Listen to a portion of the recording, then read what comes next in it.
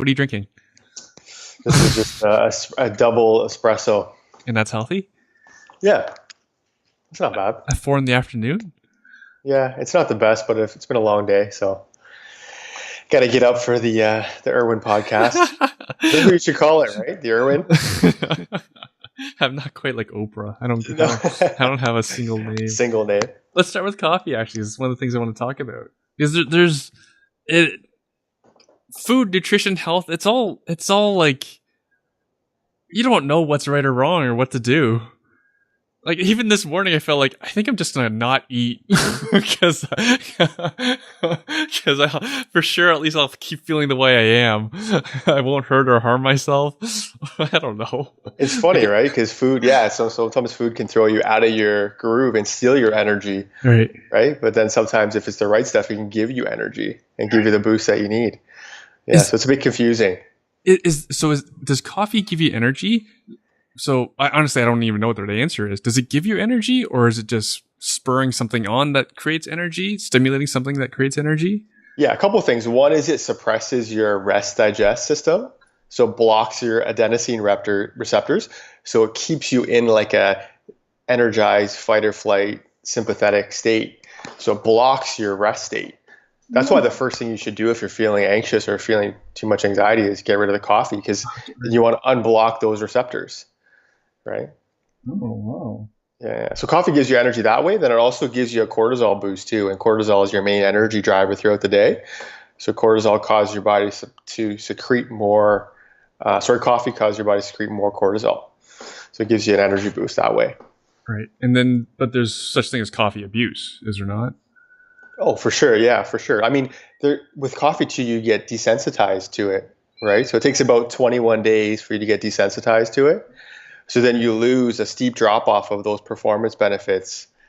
You kind of drop those out of the picture, right? So, Right.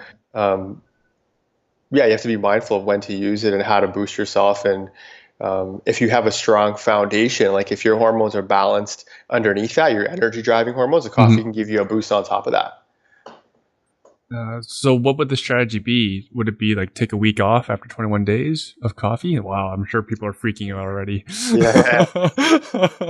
Yeah. So if you take a week off, you can unblock those receptors, reset yourself. And some people can tolerate more caffeine than others too, genetically. Right. So some people are slow metabolizers, some people are fast metabolizers. Yeah. So if you're a slow metabolizer, you'll feel more jittery. If you have an extra coffee, you'll feel really overstimulated. So you'll know. But yeah, if you're one of those types of people, you have to take a break every, at least once a month, take a break to reset everything. Otherwise, you can burn yourself out too. So cortisol causes you to secrete, coffee causes you to secrete cortisol, but you only have a certain amount that your body produces. So if you deplete that amount, then you become fatigued and the coffee doesn't do anything for you. The coffee ends up just being maybe just a minor boost, but not really what you are taking it for. Like you're taking it to get a big jump. Right. So if you have your cortisol firing the way it should, because cortisol drives your daily energy and sleep pattern, if you have that firing the way it should and you add coffee on top, it gives you a really good boost. I'm sure we're blowing some minds right now. Just for example, I was walking my kids to the corner for the bus, and one of the moms, she has a gigantic Tim Hortons. And she says that's what, and so I laugh at her. I said, it looks like 2 coffees. And she says, no, wrong. That's like 3 coffees. And this is what I need to get me through till noon. Is this good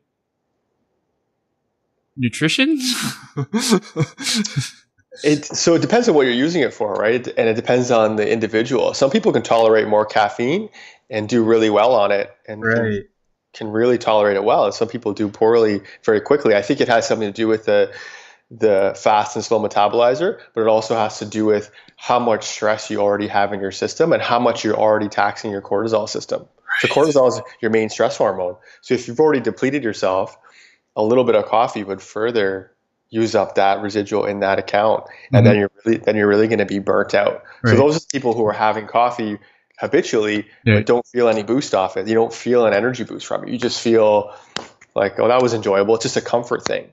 Whereas you should, if it's working, you should feel it give you a boost mentally and physically as well. Like coffee is one of the most well-researched performance supplements Caffeine is actually. Caffeine and creatine, the two most amount of solid research behind. Mm-hmm. That's why coffee is a good pre-workout. Okay, we're gonna come back to this because I think we need to go back to the beginning. Don't worry, I'm making notes for it. I'm sure we're blowing some minds already, and I promise you, listeners, we'll come back to this stuff. So when I try to explain to people what it is you do, I probably destroy it. I'm sure you're used to it. I say, Dr. Cowan's is a naturopath, but like he's not like other naturopaths. He actually works with like high performers, including like professional NHL players and like UFC champions, Max Holloway. I'm not sure if I'm allowed to share these names or not. How do you explain what it is that you do? Yeah, so I'm a naturopathic doctor by training. So we're trained to look at the underlying causes of things and correct them naturally. And then I have a functional medicine background as well. And functional medicine is sort of a more modern way of using lab tests to really find some of those underlying problems for people before they become a diagnostic problem. So most of our patients would have normal general blood work, normal general diagnostics, but still feel crappy, still feel tired, poor sleep, can't drop the belly fat, joint pain, digestive issues, anxiety, depression, but they don't have a diagnosis. So they're in this big gray area.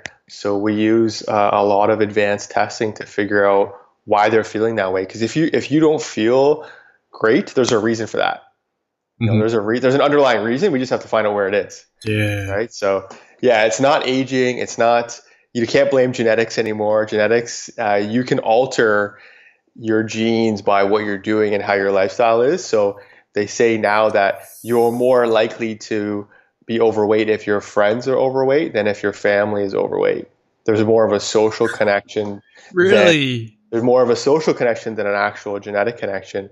Yeah. So 98% of our DNA, which was thought to be junk DNA, has actually been discovered to be a regulatory body. It's like a brain.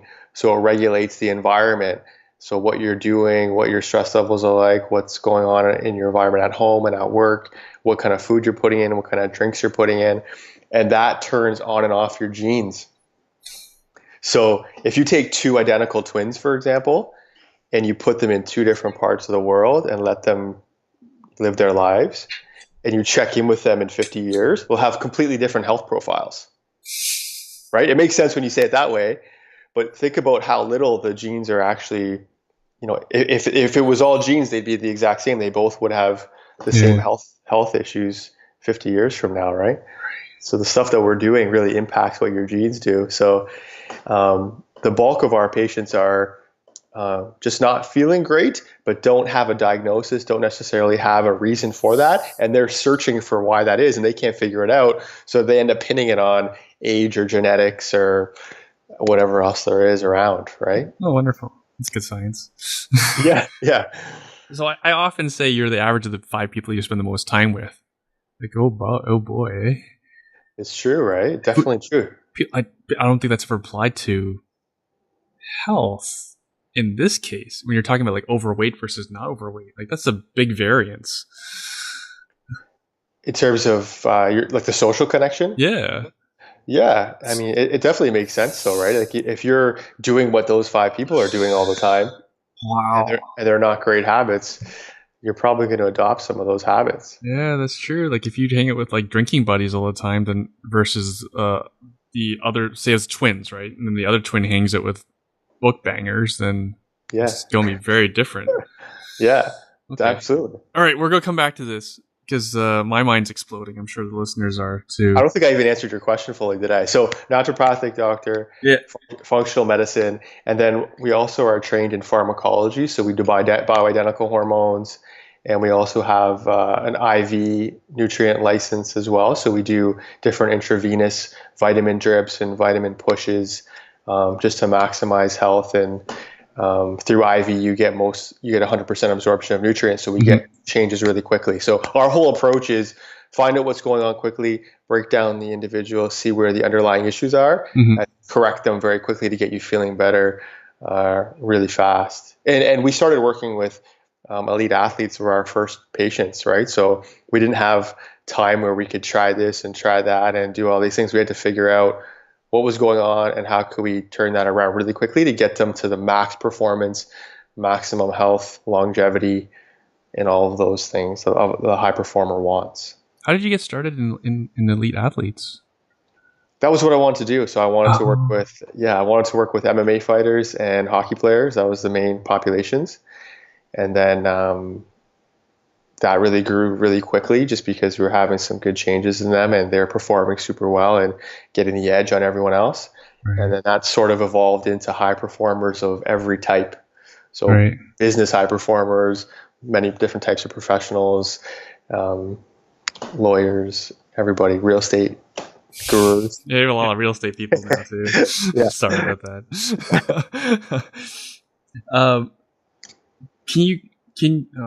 Okay, so a lot of people understand the stuff that you talked about, pharmacology, IV nutrients. I'm one of them. So whenever I try to explain to people what it is you do, I say, oh no, this person's his patient, right? Or here's an article that was written about Felice Herrig. Herrig? Yeah. Right? Can you talk to Felice's story? Because I actually think a lot of people have gone through that. Yeah, so she's a top UFC fighter, female fighter in a 115-pound division. So just the grind of MMA training, if people aren't familiar with it, it's usually 2 or 3 training sessions a day, hard training sessions, 6 days a week with 1 day off. That's pretty much year round. Yeah. And then for a fight camp, they'll do that for 8 weeks, but really amp up the intensity because you're preparing to fight someone at a high level. In the UFC, they're all super high level. So over time, your body breaks down in different ways. And we all experience that. And we kind of talked a bit about it with the coffee analogy. But basically, if you're pushing your body physically, physical strain, mental, emotional strain, inflammatory strain, chronic injury, you'll wear out some of your key hormones. So cortisol and DHEA will wear out.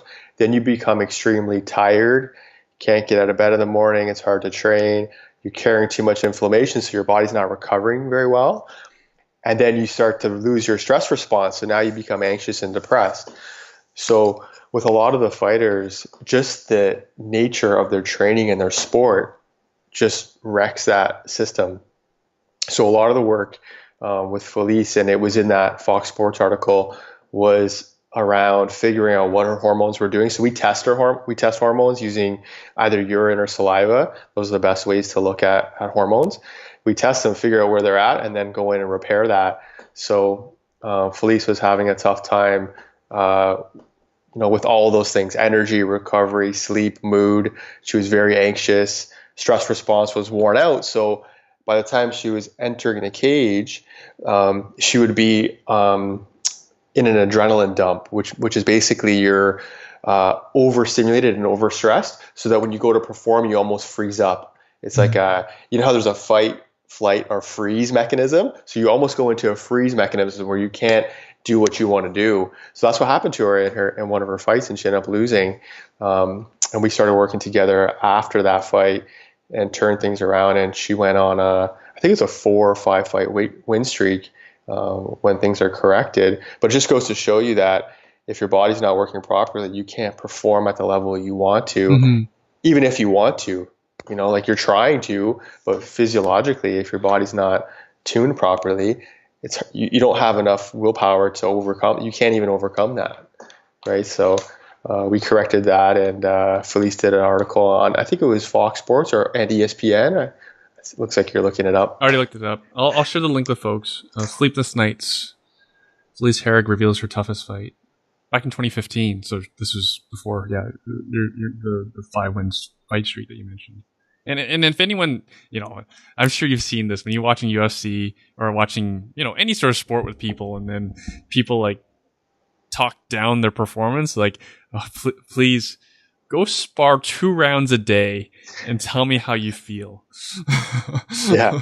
And I'm just talking about like the sparring that we do in our gyms, right? Like low level versus, the people that she spars with. Okay. So there's that. Would her situation be common to many of your patients? Definitely. I mean, she's pushing that one angle. You know how we talked to physical exertion, mental, emotional, inflammatory, and injury. So she's pushing the physical exertion much harder than we would be. But a lot of us have financial pressures, work pressures, lack of sleep, not the best diet, creating inflammation in your body that taxes all the same system. So all those things tax the same system. It's really crazy, but this is why it's so common for people to have energy issues. Can't get out of bed in the morning, and a crash between 2 and 5 p.m. are some of the red flags that your cortisol rhythm is out of whack. So it's extremely common. And until you recorrect that rhythm, energy's not there. Energy is everything, no matter what you're doing. If you're in real estate or if you're a fighter, if you don't have energy, it's pretty hard to do anything. You don't have motivation either, right? Right. Well, I've talk to that. I've never seen anyone with low energy and high motivation. Well, you saw my cortisol chart, so I'll just for this listener's benefit, I'll go back to my story because you remember when we first met, I was probably doing CrossFit 3-4 times a week. I usually finished the workout on my back in a puddle of sweat, so I was pushing my physical limits. Of course, nothing like Felice, but for me, it was hard. I was always pushing that edge of just trying to get enough sleep, or at least what I thought was enough sleep, so that I could operate the next day in terms of work. And then I don't know if you remember my first cortisol results, but they were pretty bad. Yeah, I remember it being pretty low, like your curve was pretty low. I was lower than Tom, if I can share that. Do you remember what your DHEA was like? It was like a quarter of what it should be. Yeah, so cortisol, like people don't know this, but when the sun raises in the morning, that's the trigger for your brain to dump cortisol into your bloodstream, and that's what wakes you up. That's what wakes your body up. And that curve should stay high all day. And at nighttime, when the sun goes down, it drops and it lets your sleep hormones kick in. So that's your sleep-wake cycle. So if that rhythm is off, your energy is going to be all over the place. I think that was the case with you. You had some ups and downs. That was I think that was more the symptom. I think the underlying issue is more my diet, or just even before that actually, just the abuse my body had gone through from the just pushing that limit for so long. Like I've shared with my listeners before. Like I have scars on my face from when I got shingles when I was 33 years old. Right? Every medical professional is like, "This is crazy. We never see this." Right? And someone your age, it's usually people double my age or more. Right? For sure. So that's how hard I've pushed myself. And many people who listen to this podcast are entrepreneurial or in different levels, either starting out or further. And I'm sure that a lot of people feel the same way. So for me, probably, I think, just not. There's just so much to discuss. Like you mentioned diet, for example, really common advice: almonds are good for you, eggs are good for you, milk is good for you. And I thought I was good advice. Had 2 eggs every morning, maybe 3. It's cheap protein. Even I was even doing like free range, so it's really expensive. And then my stomach was always terrible afterwards. Like am I the only one? No, eggs are actually a common irritant for people. So we run a blood test. We did the blood test with you to see what your immune system's reacting to and what foods it doesn't agree with and what foods it likes. So I think you had a high reaction on eggs and eggs, almonds, and dairy were the 3. Yeah. All these very popular superfoods by certain people say they're superfoods.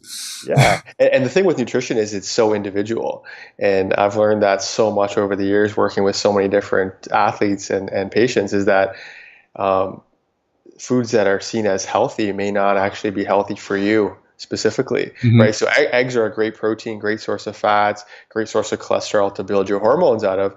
However, if they create all kinds of inflammation in your gut like it was, it's actually more harm than it is good. Right? So same with almonds. Almonds I would recommend for people, as long as you didn't have a high reactivity to it. They're a great protein, great source of fats for people to have. But if you react to it, it's going to cause inflammation and irritation in your gut, which then can impede absorption of other nutrients, create all sorts of intestinal inflammation that can go systemically. That inflammation steals your cortisol, and now you become fatigued.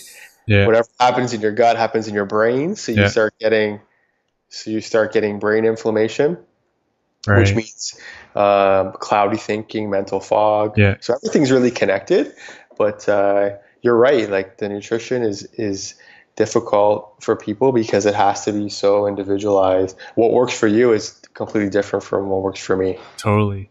And I'm really glad you brought that up. It seems almost everything is individualized because, for example, I've seen entrepreneurs say you only need 4 hours of sleep.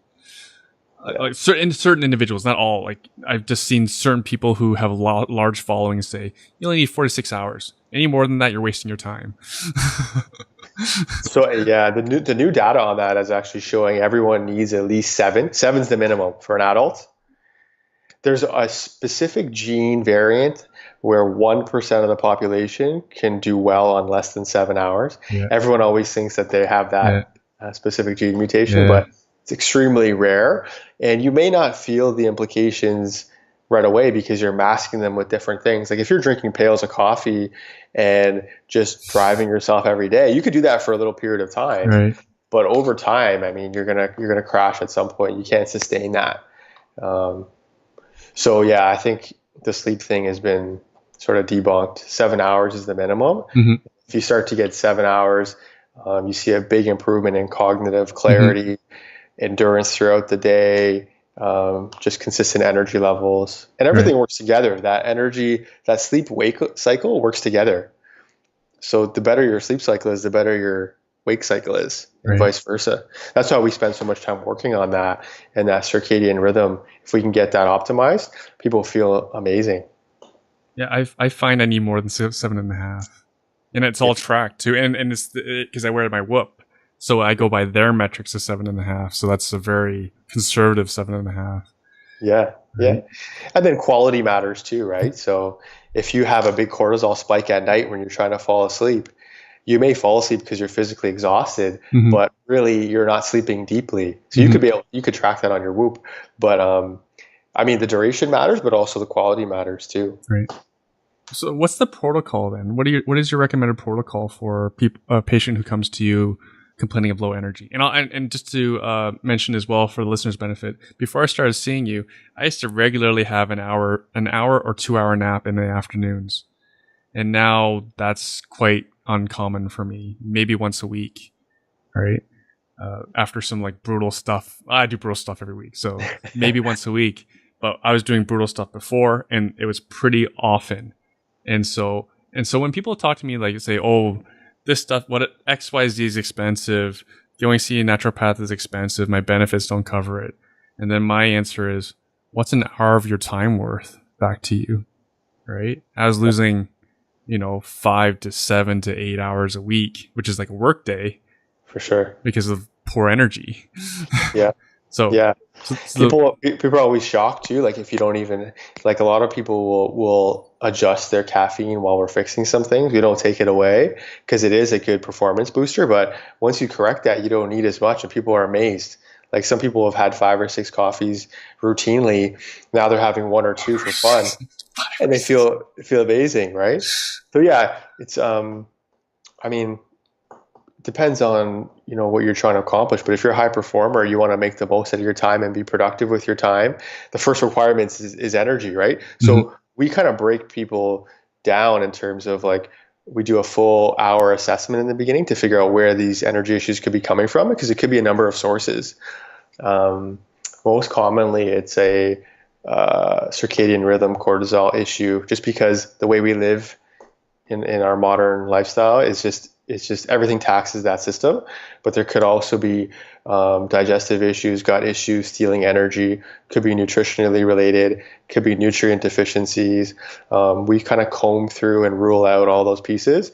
And then once we find the ones that are out, we go and correct those really quickly. That's why for you, especially, your energy turned around really quickly. I remember that with you, like the first few weeks, you're like, wow, I really feel a change, right? Because we're so targeted. We know where it's out, and we go and fix that. Right, but it was a hard 4 weeks. So Dr. Cowan is my doctor, so he's not necessarily allowed to share everything without my permission. So I'll have to share it, just for simplicity. So we started off with a food allergies test. Is that right? Is that the right? Food sensitivity. Food sensitivity. Yeah. So then I found out what I wasn't supposed to eat, and then I had I had something like candida, or no, I had what was my underlying stomach issue? You had a pathogen in there, and you had yeast as well. You had candida as well. You had two things going on. Right. Yeah, so initially you came for gut issues. Yeah. That was the first thing, right? Yeah. So stomach issues like bloating, upset stomach, things like that. Yeah. That was the first thing.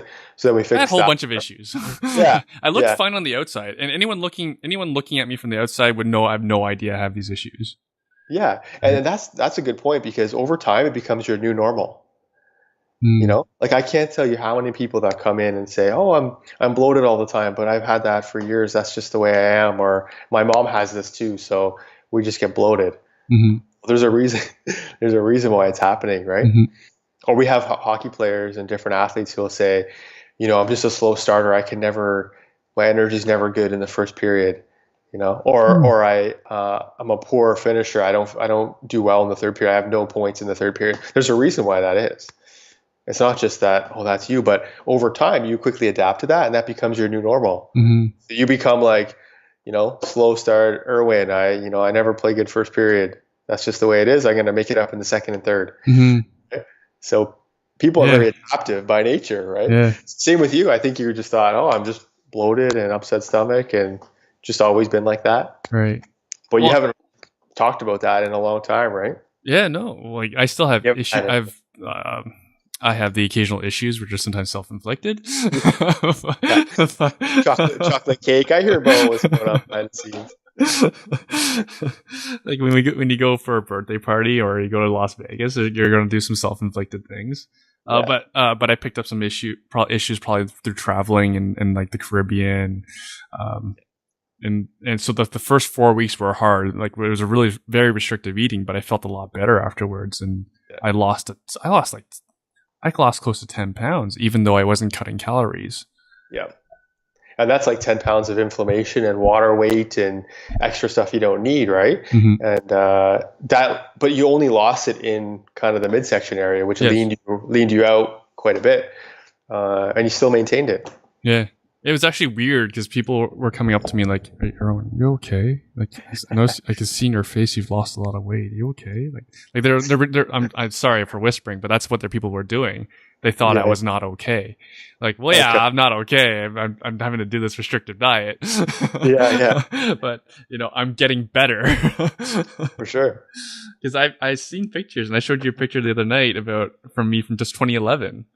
Yeah. And look at your body composition different, right? Like you can see abs now, you can see, Yeah.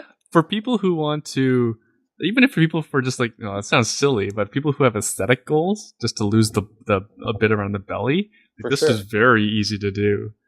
Right? Yeah, it's super, super common. People are trying, but if you don't know some of the specifics, I did a post on this today because I see so many people coming in, like even this morning, trying to eat healthier and exercise more, but their body's not changing the way that they would expect, because there's more to it. There's hormone impact, there's what kind of foods you're eating, there's calories, there's insulin, there's some different things there that have to be sort of tuned a little bit to allow your body to get into a zone where you can burn body fat. Mm-hmm. Mm-hmm. So you mentioned posts, and your posts are excellent. Even your Instagram posts, which are funny because Instagram's usually about pictures, but you actually write quite a bit of advice in there. Where can people pick up your posts? At Phenom, so PHENOM _doc DOC. So our clinic is called Phenom High Performance Medicine. So I kind of put some Instagram posts out as I'm thinking of them, or if I see a lot of people struggling with something specific, I'll put something out there to try to help you guys with some actionable tips or information that you may not have heard of. It's just incredible to see how many people are struggling with energy and sleep and digestion and mood and all these things and have no clue how to correct them, and are just following all the latest trends in marketing, different things that are out there, right, and not seeing any changes and then just giving up. Right. So for some of my clients, I'll ask them to take a third-party view.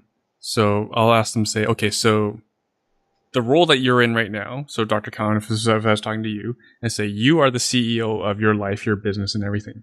Now take a third-person party view, right? You're not you. Okay. You are your employee. Are you following? Okay. Yeah. So Gotcha. Let's call this person, let's give you a new name, George. You are now the CEO and Dr. Cowan is your employee, right? Okay. And if Dr. Cowan has low energy, how happy are you with your employee? And they perform like old Irwin, who's taking 2-hour naps in the afternoon. How happy are you with your employee? Yeah, exactly. Right. I mean, that's an investment. So if they're not working and being productive, that's affecting your product, right? Yeah. So, and that's why we do a lot of corporate work too, is to get employees energized and feeling good and getting things done in half the time. We actually have a professional kind of corporate team that we work with, but they've been able to do what they used to do in 8 hours in like 4 hours. By customizing, making sure energy's high, making sure their focus is high. There's lots of ways to do that. But yeah, I mean, productivity is everything, right? Right. And you guys, you're huge on that. Like, how much can you get done in the day? Really efficient work. But imagine you could double that. You can get to your goal in half the time. So yeah, energy is massive for anyone, especially if you have employees or yourself. It's huge. And aside from business, like Dr. Cowan has other stakeholders. He has a daughter, right? Yeah. If he has no energy after 5 o'clock, when it's family time, that's it. How happy are your other stakeholders? Yeah. And guess what? I have no choice. She'll just grab me by the hand and pull me across the room and that's it, right? Yeah. So for me, I definitely follow all my own advice that I give to all you guys.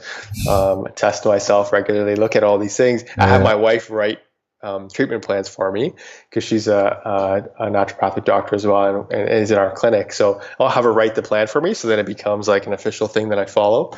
But yeah, you're right. Like, it's important for me to have energy all throughout the day because we have really busy days in the clinic where we see people all day long. And then I still want to have energy when I get home to have fun with the family and do stuff and not just go straight to the couch and crash. So you want to enjoy life to the fullest. Awesome. So sorry, I cut you off earlier. I wanted you to talk about your protocol for people with low energy. So you talked about the hour assessment, you check their cortisol, you check their digestive, try to figure out what the issues are. Is there anything else you can add to that? Because I've gone through a lot more than that. Yeah. So the two most common issues are the foods you're eating that are stealing your energy. That's one. And we blood test to see what those are so we don't have to waste any time trying all different things. We test 120 foods to see which ones are working best for you and giving you energy. Food should give you energy. We talked about this at the beginning, but if you have a meal and then you have to go lay down for 2 hours, that shouldn't be happening. Like, it's normal to feel a little bit more tired as your body's digesting, but you shouldn't be knocked out on the couch and sleeping out cold for 2 hours. If that's happening, there's something going on there. So we look at what foods work best first. And then we'll also look at what your cortisol rhythm is like, just because we see so many issues with that.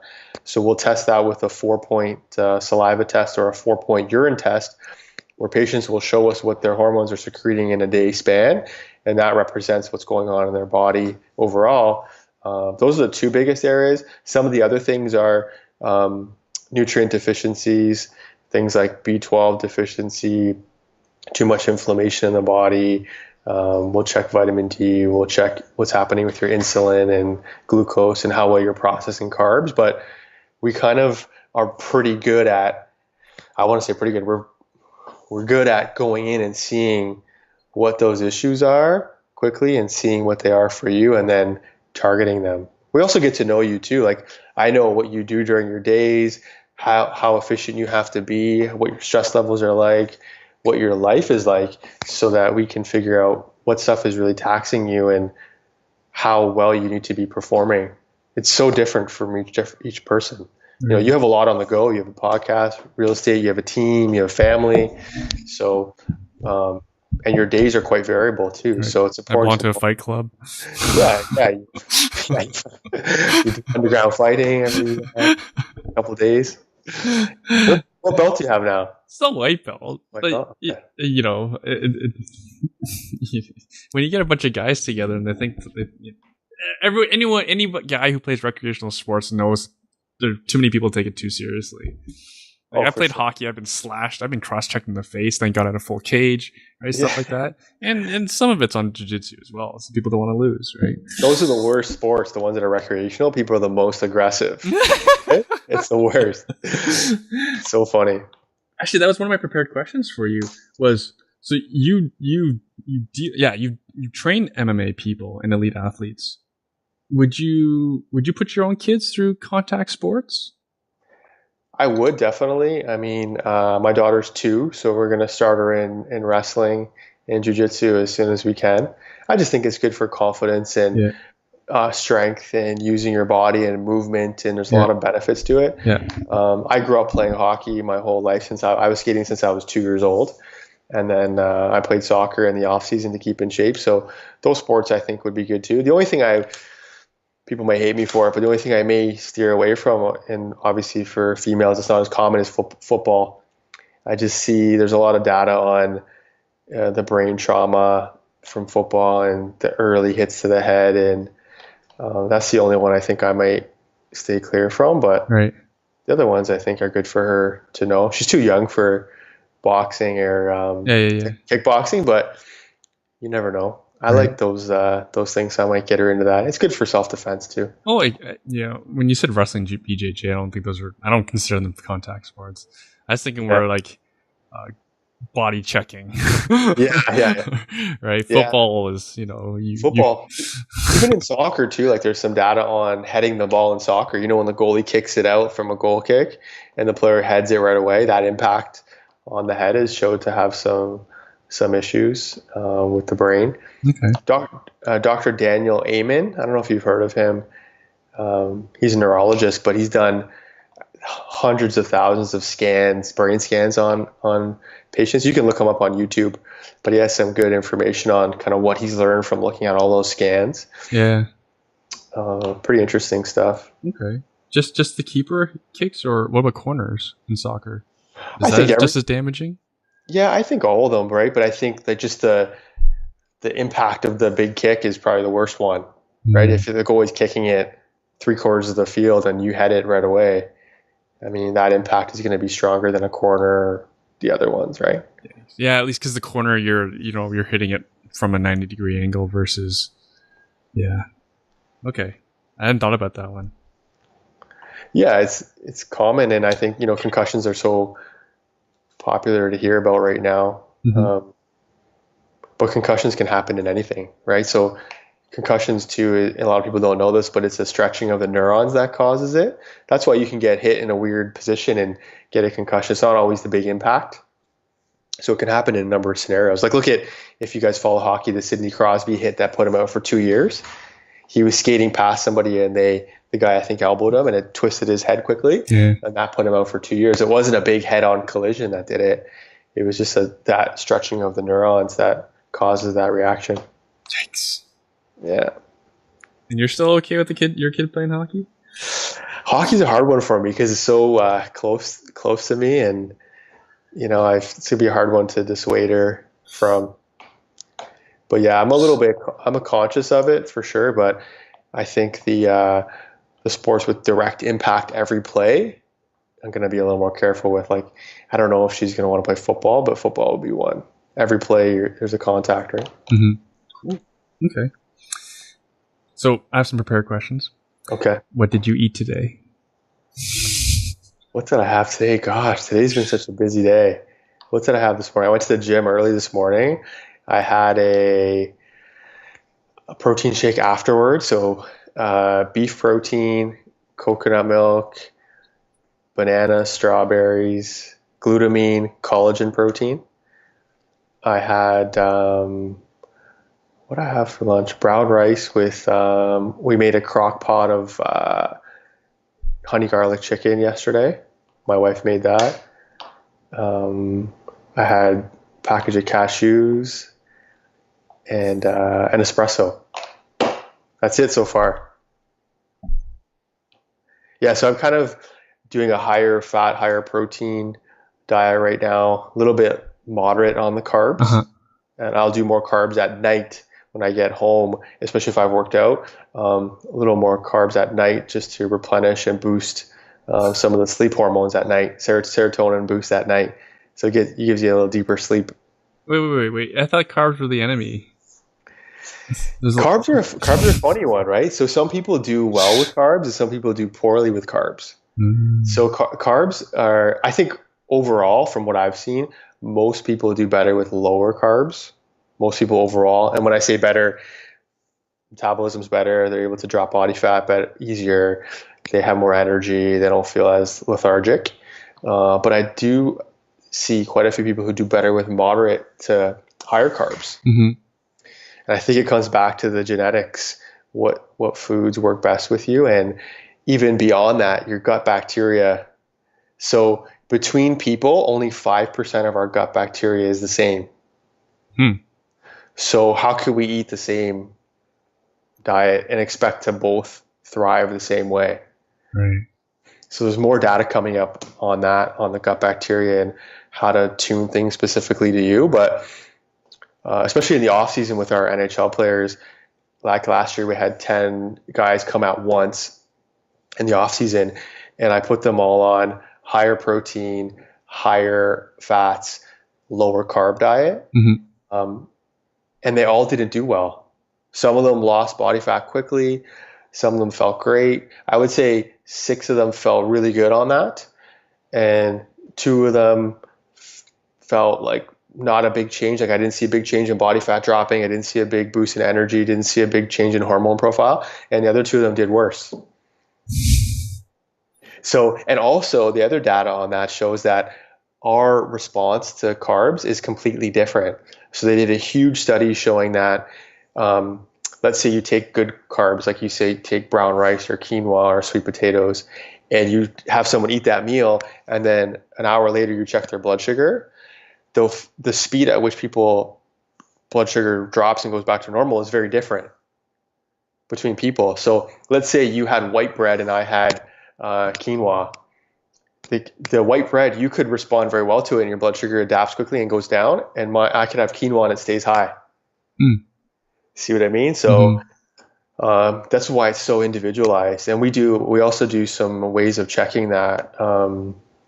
We have a blood glucose monitor that you can wear, that you can see your response to different types of carbs, something that we're introducing pretty soon. I've done some trials on myself already. Yeah. So I felt myself first. But so the way people respond to carbs is completely different. So the old way of thinking, like, remember how you were saying the healthy foods from a food sensitivity perspective? There's also healthy foods from like a blood sugar perspective. So you may do better with carbs that you think would be horrible for you, right? And then you might do worse with like sweet potato. Right. Generally think is good, right? Right. Yeah, I have no idea. I'd like to know. Yeah, there's ways of checking that, but I think for the masses in general, people do better on a lower carb, higher protein, lower carb. Right. By lower carb, do you mean lower carb than what the masses are doing? Like, it's not people's fault necessarily, because I remember back in school the old food pyramid. Oh yeah. Yeah. And all wheat and grain was the largest food group for energy. High carb means more energy. That's right. But look at the stats on that too. Like since that was introduced in the 70s, the food pyramid was 14 to 16 servings of grains was recommended. Right, crazy. That was the base of the pyramid. But as people started doing that, you saw diabetes going up, right? Because too much carbs, your body can't process the sugar, so it just stores it. And then you see obesity rising at the same time from the 70s onwards, right? So we know that that's not a good strategy for the masses. People kind of know that now. Like I can't see anybody eating 16 servings of carbs and thinking that they're really doing something good. And they're probably not responding well to that either. That's so funny though. Yeah, so the food pyramid is, that's way old news. Could you give us how many servings of each food group you think we should be doing? Servings is so hard. Like I think I don't know what a serving is. What's a serving of steak? I don't know. So for steak. A protein is about like a palm worth is about a serving. It's like kind of a rough guide. But I think for people, if you're staying in general under a couple 1 to 200 grams of carbs or below a day, I think you'll feel better. Most people will feel better pretty quickly. Right. And if you actually, so you can use some free, we recommend our patients use like MyFitnessPal to input what they're eating, and that gives you a quick tally of what your carbs. It's impossible for you to know. You'd have to have experience to know how many carbs you're eating just off the top of your head. So, but if you use one of those free apps, you can input everything in there, and you can have a look at what your totals look like. You might be surprised. We use that as an awareness tool a lot with our patients. People are shocked at how many calories they're actually eating and how many carbs they're actually taking in. So lowering that, getting that down a little bit, and then bringing your protein up higher and your fats a little bit higher, right. You'll definitely see a quick change in the way you feel for most people. Right, I shouldn't say right. That was actually interesting when you asked me how many calories you're eating, and I don't know. Yeah, people have no idea. So I have no idea what's enough. So you can't even ask me, is that enough? Is that too much? Is that not enough?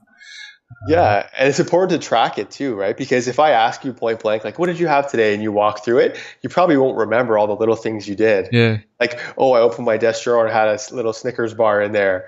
Or I had, on the way to a meeting, I popped in a Starbucks and had a banana loaf or something. You may forget those things if you're just recounting it. But if you're going through your day and entering them all in, just do it for a few days. You might be shocked at what that looks like.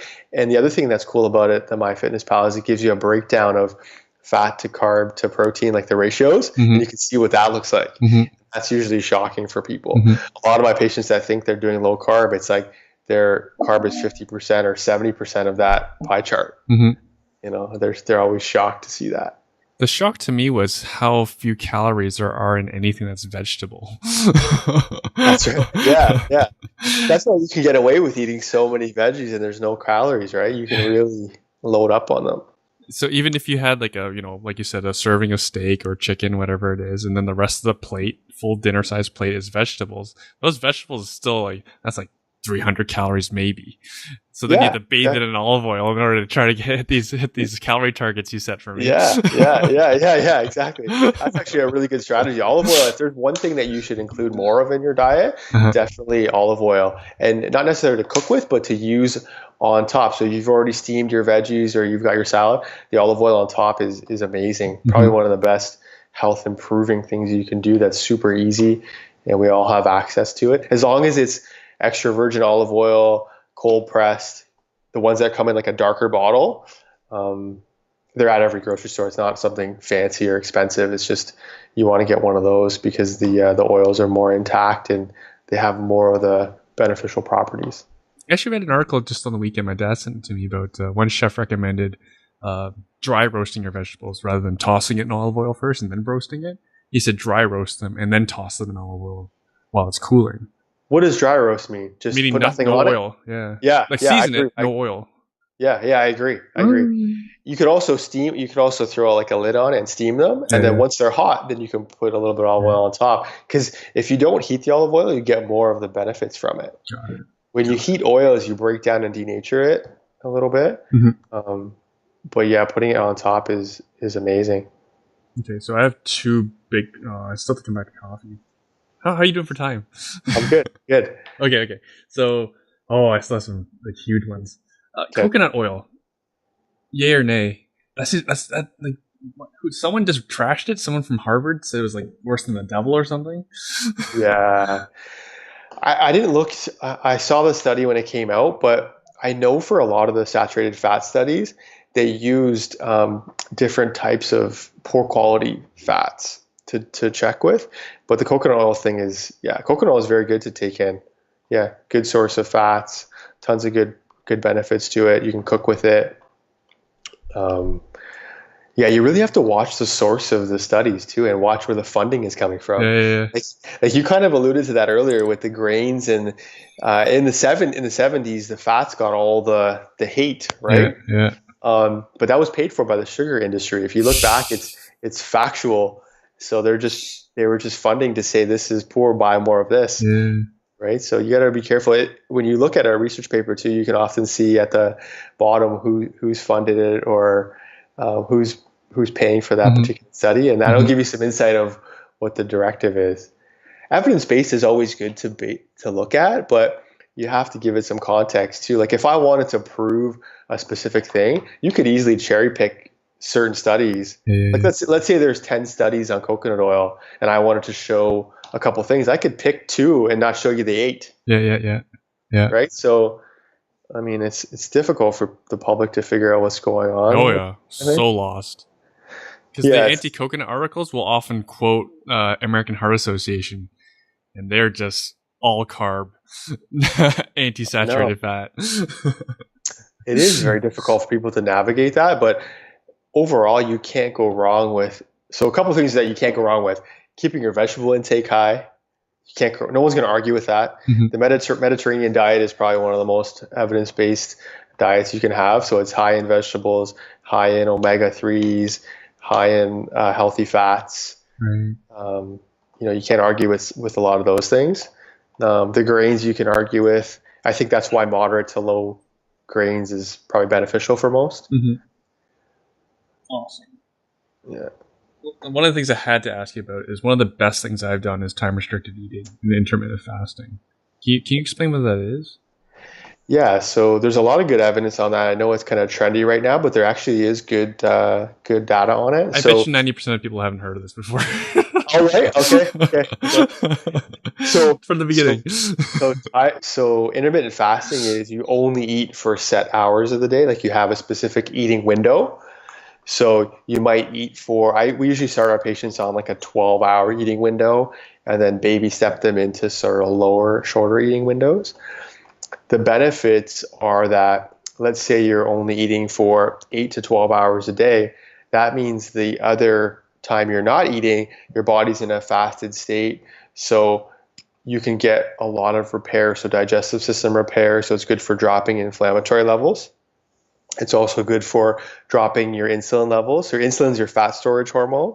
So every time we eat food, carbs do it the most, but protein does it and fats do it. They trigger insulin. So every time you raise insulin, you're storing body fat, technically.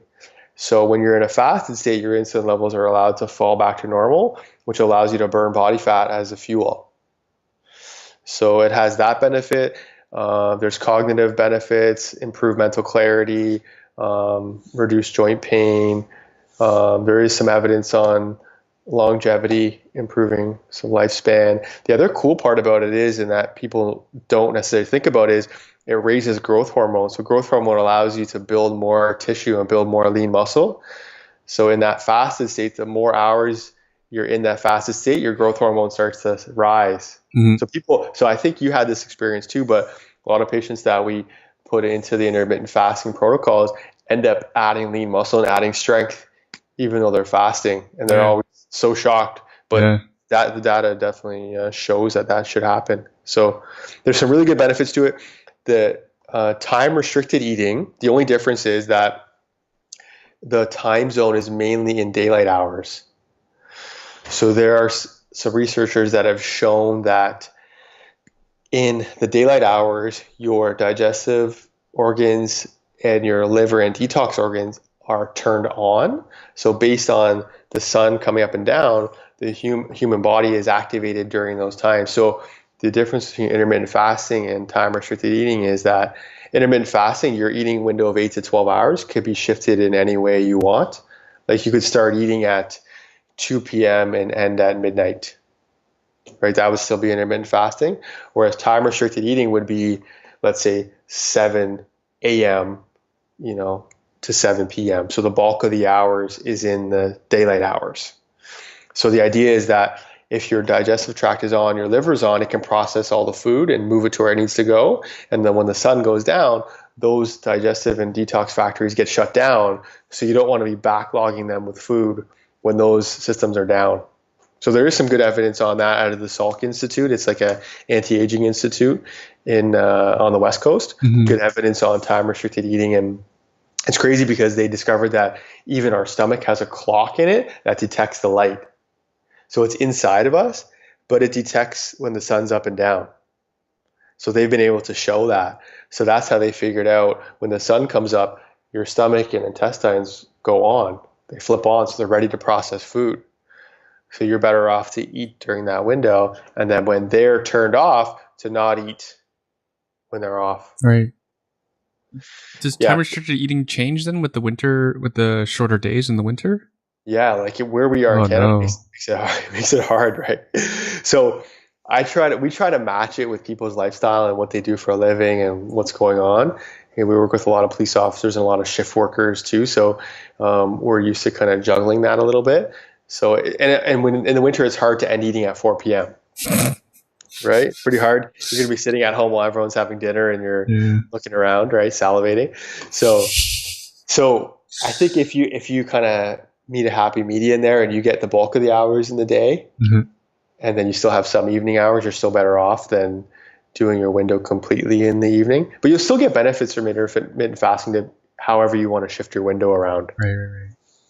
So as the days have been getting shorter, when I wake up, or just after 6 usually, I actually, when I go to the bathroom, I turn on my sun lamp. I get my sun lamp in the bathroom. Yes. Yeah. That feels so much better.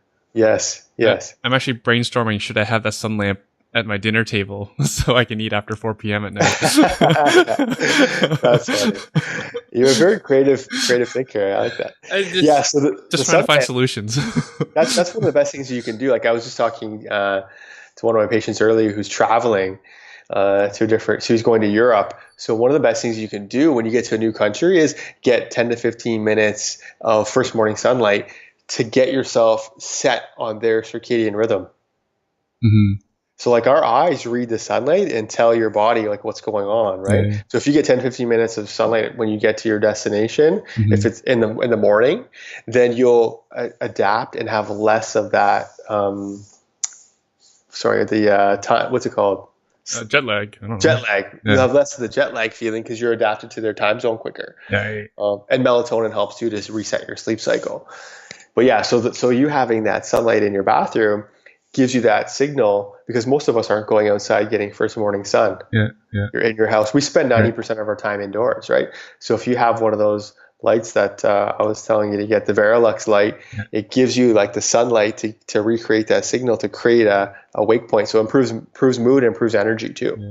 No, I feel much more awake versus, even though I have like 3 halogen lights over my bathroom mirror, the sun lamp, it's just way better.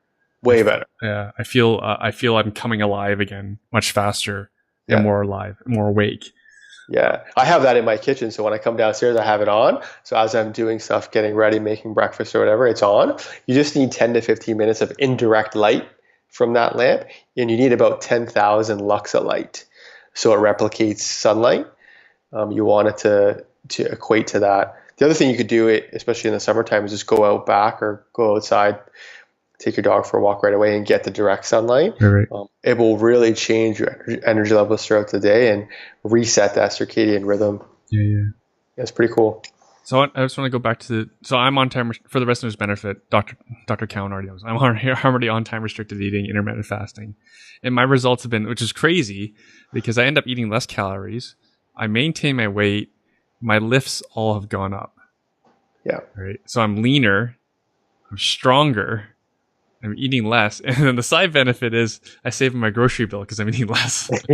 And less time wasted preparing food. Oh yeah, that's great. Like now that my daughter's in full-time school, like I have to make a coffee, have some fats, and that's it. That's all I have to have for breakfast, and I'm good until like 11.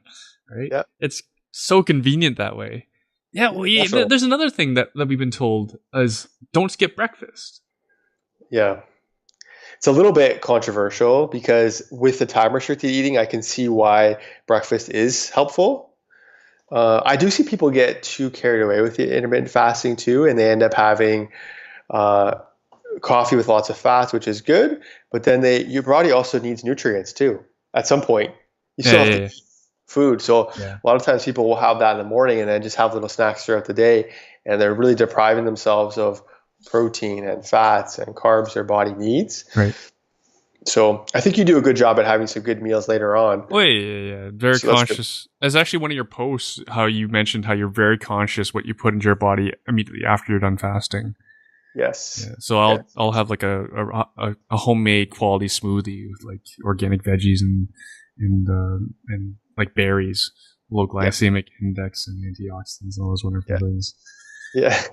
Yeah. So when you're breaking your fast, you want to put some good proteins and some good fats in there to give your body that stability. If you go straight to the carbs, then you might feel like you're chasing the carbs the rest of the day, and you Hmm. might start really overeating the rest of the day. So yeah, breaking the fast is important. And you're experiencing all the growth hormone benefits. See all the strength increases, all the performance improvements. A lot of Hmm. that is what's happening with your hormone profile that's improving. Hmm. I was Pretty keeping. cool. I posted on Instagram this week when I was squatting with Tom, and partly out of laziness. It's funny that you can call this laziness, Yeah. and also just to compete with Tom is like I just use the same weight as Tom. Tom is at least 20 pounds bigger than me, but we squatted the same weight, so I was really proud of Wow. myself. The other huge thing with gaining hormones is like your DHEA. We didn't talk about that much, but everyone's so focused on testosterone for guys and where it drops off. But DHEA makes all of your anabolic hormones, and testosterone is just one of those.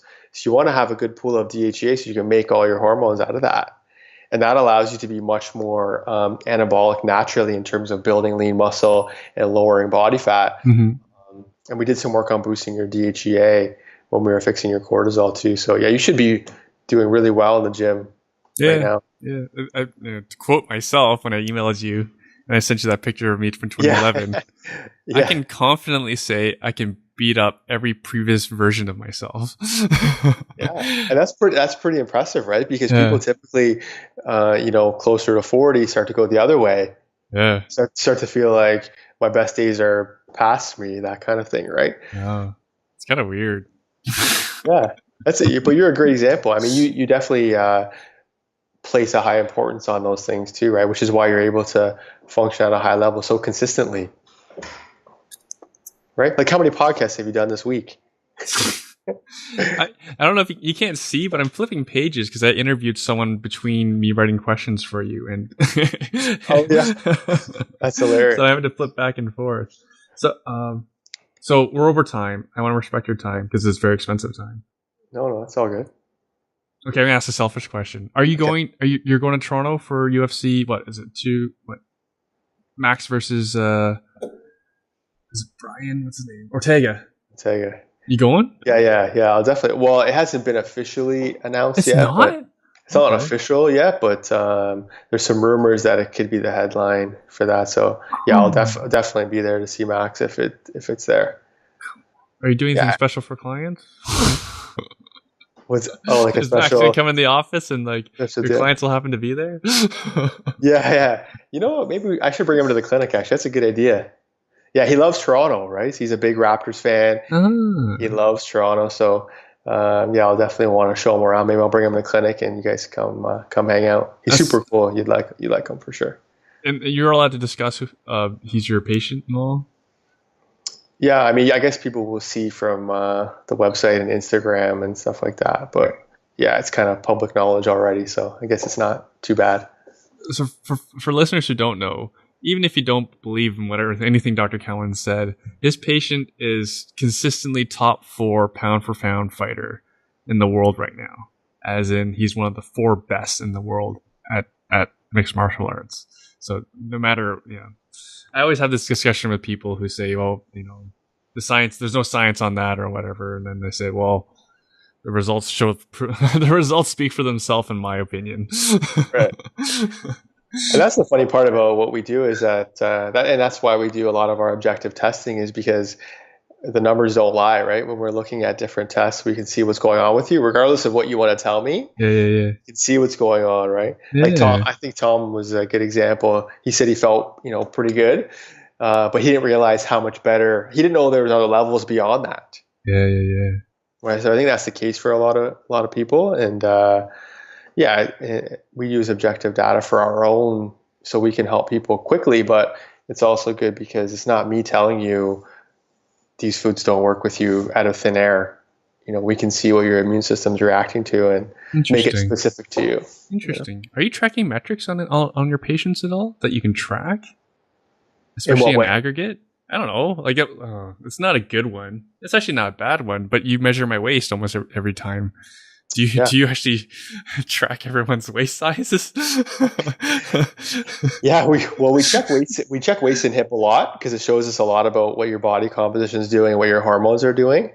But yeah, we have data that we can compare over time, right? And that's why we typically will test certain areas, fix them, and then retest those trouble areas once a year. It's kind of like taking your car in for diagnostics to see what's going on with it, right? So we recommend our patients come. We do about a 3-month program to fix a lot of the major issues. And then once we fix them, they go on their way for the rest of the year typically. And then we'll recheck them the following year because there's some trouble areas that you'll have just based on your lifestyle and what's going on with you that will correct. But yeah, we kind of view what we do as like that we're running diagnostic on like high performance cars. Yeah. See what's going on behind this.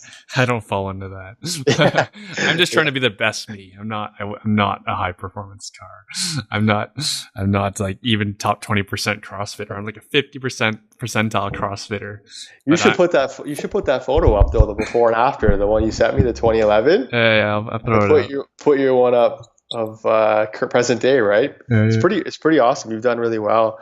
Try to look around and see how many guys your age are lifting what you're lifting, and you can see abs, and so you've done good. Very good job. I'm not sure if you can notice, but in the picture you could actually see in my elbow it is pale because it's from eczema, and I don't have it anymore.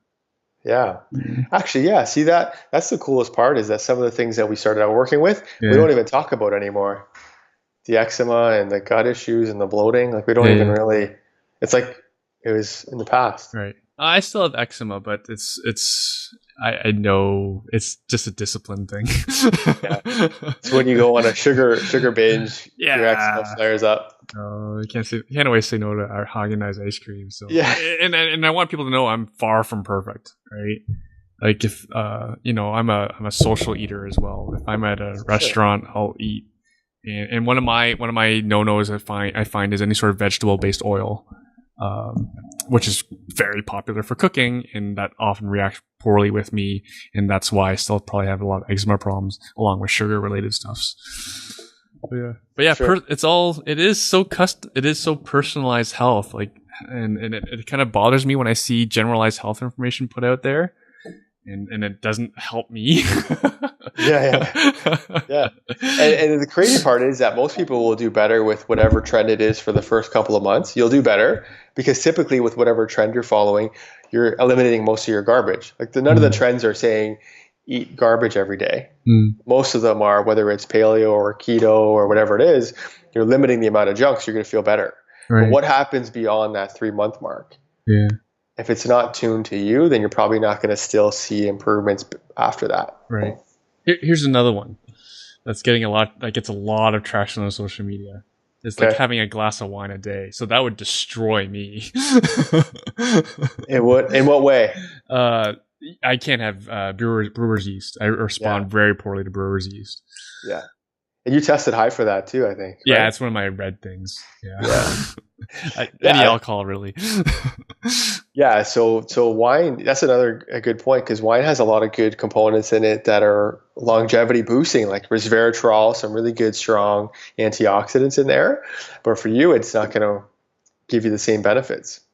So personalized. So I think that's one of the biggest takeaways from this is like health is nutrition, diet, very personalized. For sure. Yeah. It's very rare to see why you won't see it is that everyone does well. If you put 25 people on the same setup, they're not all going to do well. For sure. There's so many factors in there that have to be taken into account. So you have to really find what works for you and go with it. Right. And before I let you go, I just want to share, like I saw, I never mentioned to you before, but I saw a naturopath prior to 2010, and maybe these lab tests weren't available back then, but her advice was do an elimination diet and then slowly add things back and to figure out what you don't respond well to. And immediately she was just finished speaking. I'm like, I can't do that. I can't control what I eat. So as silly as that sounds, no, honestly, I can't control what I eat. It's not going to happen. Yeah, it's so true. And, we've done that a little bit with patients way back in the early days. Yeah. But most of our patients don't have time for try this and try that. Yeah. Nobody has time to experiment. And then the other problem, like the elimination diet is okay for some people, but what happens if you go to reintroduce those foods and you catch a bug from your daughter and you feel sick? And then when you come in, I say, how do you feel, Erwin? Oh, I feel tired. My brain's foggy. I feel, irritable. I feel my stomach doesn't feel good. Yeah. So how do we know if that's from you reintroducing or if that's from a bug that you picked up? It becomes a little bit less clear to figure out what is going on with that. Yeah. So that's why we like to lab test a lot of those things, because it takes the guesswork out, right, and then it saves time. We don't want to be fiddling around with that stuff either. I want to see what works best for you, and put you on those foods, give you a meal plan to suit those foods, and then let you thrive that way. But yeah, elimination diet is discouraging for people. Right. Did you try it or no? You didn't even try it? I wasn't even bother. Like I knew it wouldn't. I know enough about science to know that this experiment is not scientific. The other thing is, a lot of those foods that you would have pulled out might have been fine for you. Yeah. Right. Yeah. So you'd be struggling for that time doing it, and some of those foods would have been fine. Yeah. And I know from my own experience, I've had enough acute food poisoning in my own kitchen that would completely throw off the results from any sort of elimination diet. And I'm not saying the elimination diet is poor science. Is that because I'm not controlling my intake? That is poor science. Yeah, and if you're doing that too, you have to be very careful. Like if you have a sauce, does it not have some of those components in it? Because you have to pull out all those things, right? Yeah. I don't know. There's benefits to both, but I think, for our clientele and our patients, that people are usually pressed for time, have a lot on the go. They're busy days, very demanding styles. I don't want to add more stress to your day. I want to make it as easy as possible and give you some strategies that are going to give you quick changes. No one wants to be in trial mode forever. No, I want results. I need quick. Yeah, who doesn't want quick results? Okay, that's enough from you. As in, we've gone way over time. Thank you so much for your time. You're How welcome. can people follow up with you if they want to? You can have a look at our website. So it's www.phenomhpm.com. So PHENOMHPM.com. We have information on there. You can see kind of our approach. Our Phenom method is kind of what we call the way we approach things, and it's very systematic and objective. So you can read about that on there, and then Instagram, and we have our Facebook page as well. We try to put different content on our website, blog, Facebook page, and Instagram to give people some different information. There's so much information out there, and every time we come across people struggling with certain things, we try to put it out there to help you guys, to give you some more clarity on things.